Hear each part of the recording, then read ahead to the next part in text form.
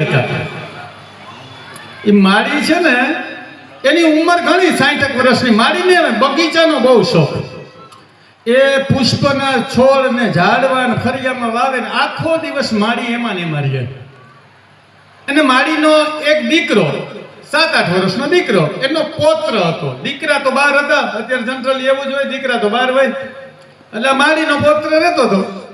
બે દાદી દીકરો રહે. એમાં માળીને આ જ શોખ, બસ આખું બગીચામાં આખો દિવસ એમાં ને એમાં રહીએ માળી. એક દિવસ બહેનું એવું ટૂંકમાં વાત કરી દઉં, એ બીમાર પડ્યા પણ હોસ્પિટલે ન જાય માળી.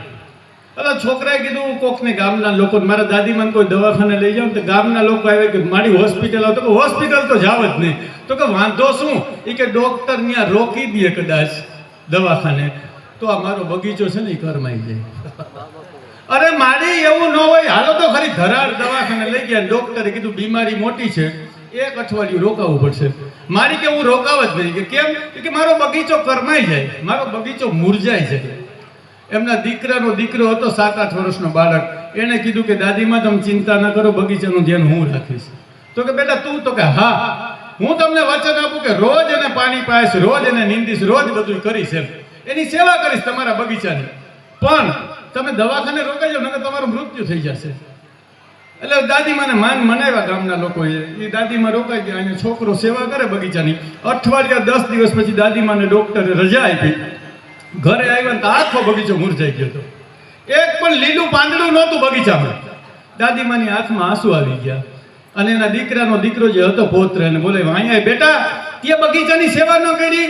તો કે દાદીમાં માય કે હું તમારા સોગન ખાઈને કહું છું, મેં ખૂબ સેવા કરી બગીચાની, પણ ખબર નહીં કેમ મુરઝાઈ જાય. તો કે શું કર્યું તે? અરે કે એક પાંદડા ઉપર મેં પાણી છાંટ્યું છે, એક પાંદડાને સાફ કર્યા છે કપડાથી. આખો બગીચો સવારથી સાંજ સુધી સાફ કરતો હોય કે ખૂબ એની સેવા કરી, પણ છતાંય બગીચો કેમ મુરઝાઈ ગયો ખબર નહીં. ત્યારે દાદીમાએ કીધું કે તે મૂળિયામાં પાણી નાખ્યું હતું કે પાંદડામાં જ નાખ્યા કર્યો? એ કે હું પાંદડા છે. એ કે મૂળમાં પાણી નાખો તો બગીચો હરોભરો રહે. સાહેબ મહાદેવ છે ને સનાતનનું મૂળ છે. તમે જ્યાં ત્યાં પાણી છાંટ્યા કરશો ને એનો કોઈ અર્થ નથી બાપુ. આ મૂળ છે. સનાતન ધર્મનું કોઈ મૂળ હોય, વેદો મૂળ, આ વેદનું નિરૂપણ કરેલું છે. નિગમ કલ્પતરુ, આ વેદનું મૂળ કોઈ હોય તો એ મહાદેવ છે. અહીંયા પાણી નાખશો ને સાહેબ, એ સનાતનને ઊભું કરશે. બાકી આ તો બધા પાંદડા કહેવાય. એટલે આ બેસાડવા માટે હતું. આ તો જે બધા ભાગતા હતા કે આ કઈ ખારું કે હવે.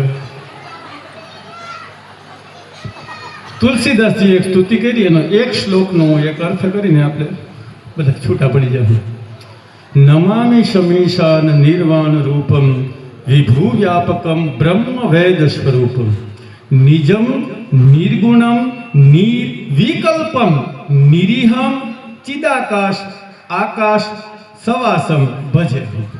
11 વિશેષણો આપ્યા છે શિવજીના. 11 રુદ્ર છે. 11 વિશેષણો તુલસીદાસજી આપ્યા, 11 રુદ્ર છે. આજે પહેલા વાત હતી ને તમારા માટે હતી, હવે મારા માટે વાત છે.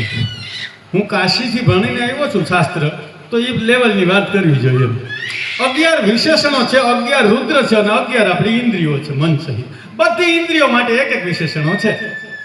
આખું નમામિ શમીશાન તમે અર્થ સમજી લ્યો એટલે 11 ઇન્દ્રિયો આવી જાય અને 11 રુદ્રનું શું કર્મ છે અને શિવજી કેવા છે એનું આખું નિરૂપણ એક જ શ્લોકમાં તુલસીદાસજીએ કહી દીધું.